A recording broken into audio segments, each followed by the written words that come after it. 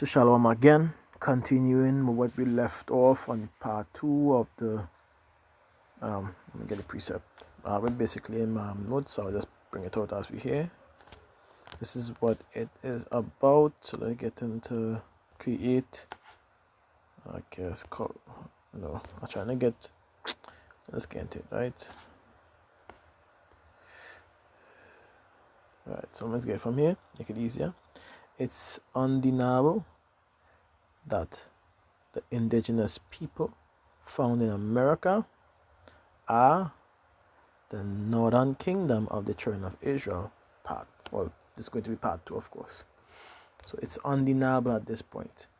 And what we're going to bring out here and read, because we noticed we left off on a new note, providing information of ChatGPT's biasness.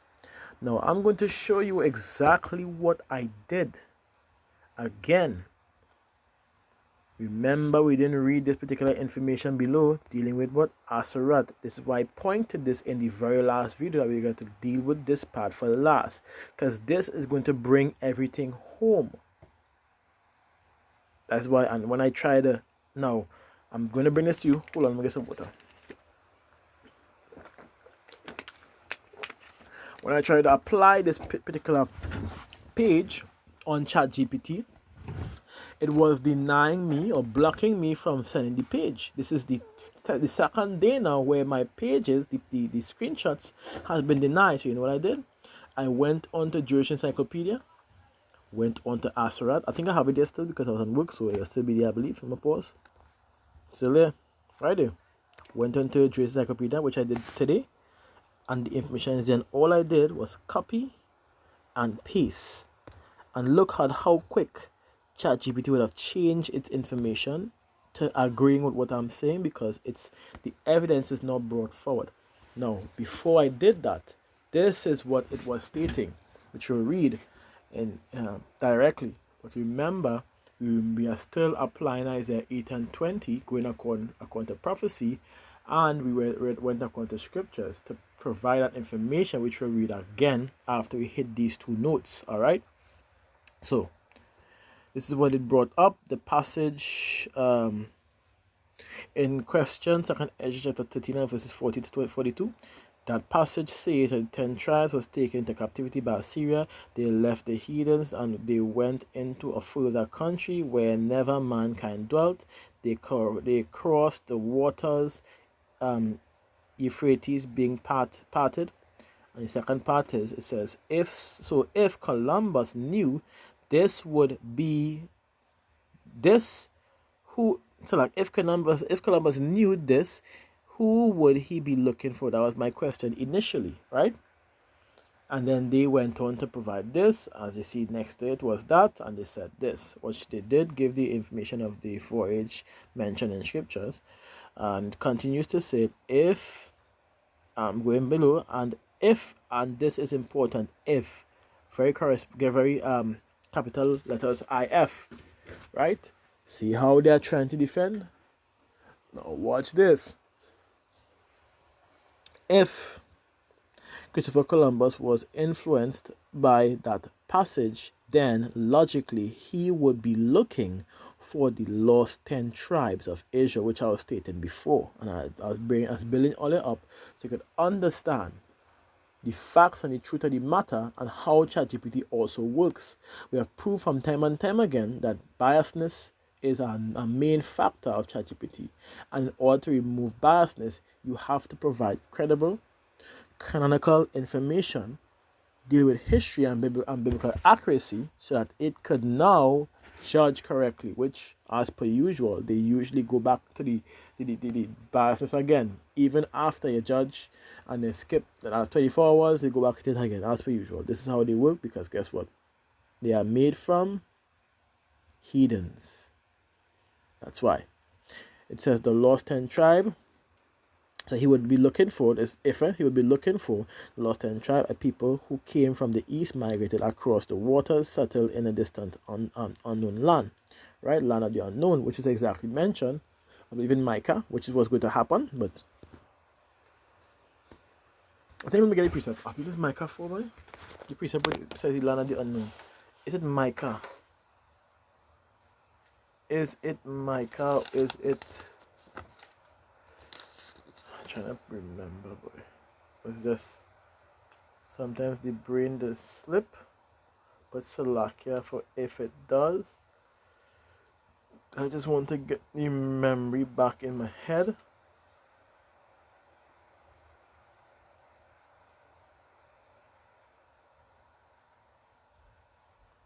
Salakia is Micah 4 by, or is Micah? Let me just look for it. Yeah, I'll just look for it. Make sure, yeah. Right. Micah. If it's not Micah, then Salakia. Micah. Oh, unknown. Just type in unknown. Unknown. Please let it be here. In the OT. Very important. In the OT. It's in the new T. Apocrypha.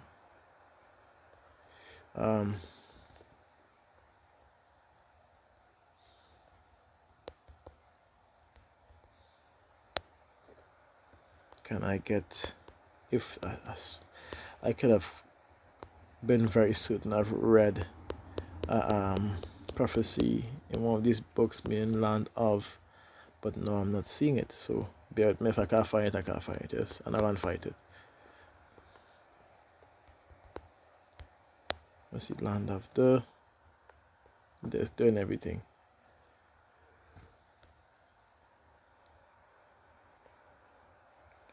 Makes more sense to do it like that.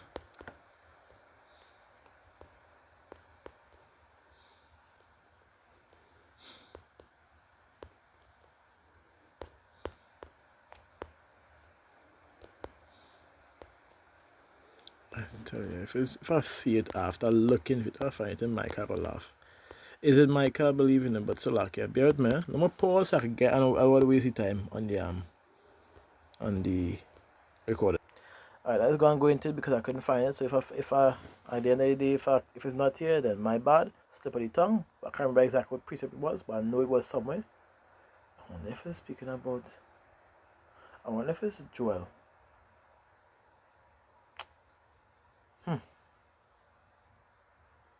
Like going to this. It says, but be in pain and labor to bring forth, O daughter of Zion, like a woman in travail. It says, now shalt thou go forth out of the city, and thou shalt dwell in the field, and thou shalt go even to Babylon, there thou shalt be delivered. It says, and there Yahweh shall redeem thee from among thine enemies. And now now also many nations are gathered against thee, that say, let her be defiled, and let our eyes look upon Zion. That's right. So I'll keep looking. My pause. So I can find the precepts, so let's continue. But let me go into the Esdras regardless and read it out as we did before. So we can reiterate as to what we are going into, which is Esdras chapter 39 verses 40, and it says, straight to the point, those are the let go from verse 30. Or from verse 40, straight to the point. Those are 10 tribes which were carried away prisoners out of their own land in the time of Osea, the king, whom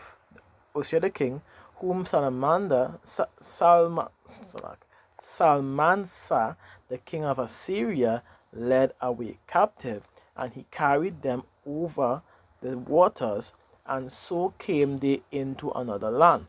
But they took this counsel among themselves, that they would leave the multitude of the heathen and go forth into a further country where never mankind dwelt. All right. It says that they might there keep their statutes which they never kept in their own land. And they entered into Euphrates by the narrow places of the river. It says, reading it all, it says, for the Most High then showed signs for them, and helped and held still the flood till they were passed over.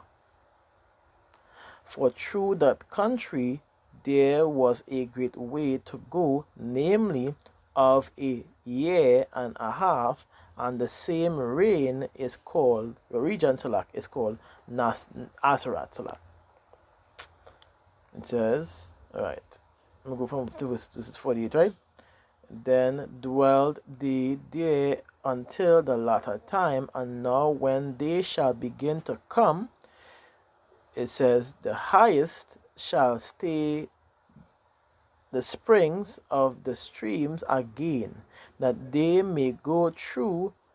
Therefore sawest thou the multitude with peace, but those that be left behind of thy people, which is the southern kingdom, are they that are found within my borders, which is dealing with we are found in the place which is known as Asarat, which is known as America today.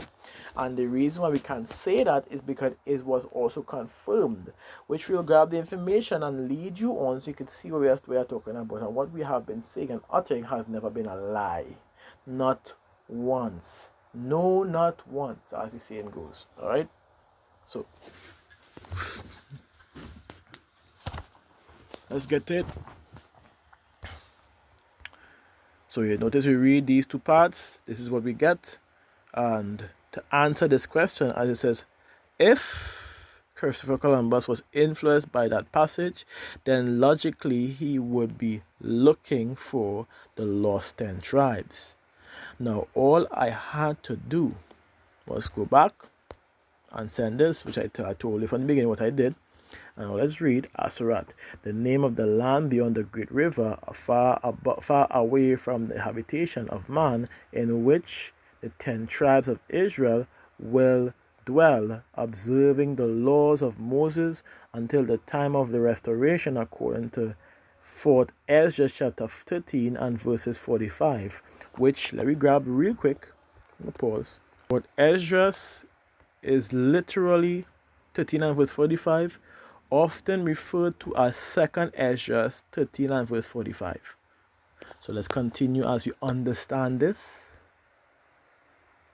Columbus identified, so using this, according to 4th Ezra, Columbus identified America with this land.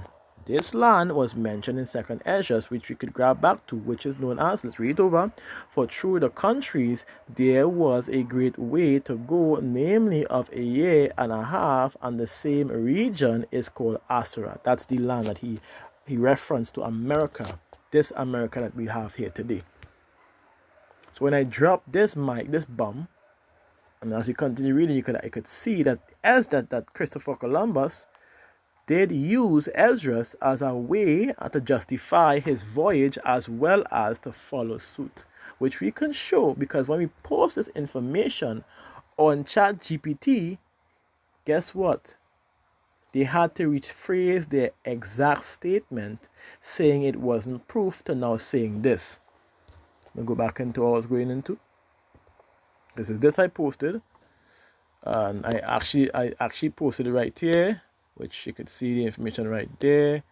And it says you're bringing up something real here. Christopher Columbus did use scripture, which again, notice what I posted, which exactly ties with what is shown, which not this. Let me go back. Let me go forward. I'll get what is shown, and I'm going to keep it on the page so you could see for yourself everything that was shown dealing with Asarat. The scriptures, this, 2nd Ezra, every single thing. I even went down. I stopped at the bibliography at Revelations 1. I look like hand 16 or Revelation 16, whatever the case is. I-16 I see in here. Rev I-16, not Revelation. Why is it Revelation? Rev I-16. Dot.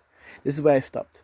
So, as you can see, what it says out of plainly, it says you're bringing up something real here. Christopher Columbus did use scriptures heavily, especially in his later writing. So before we continue with this, let us make sure that we can address what was mentioned here.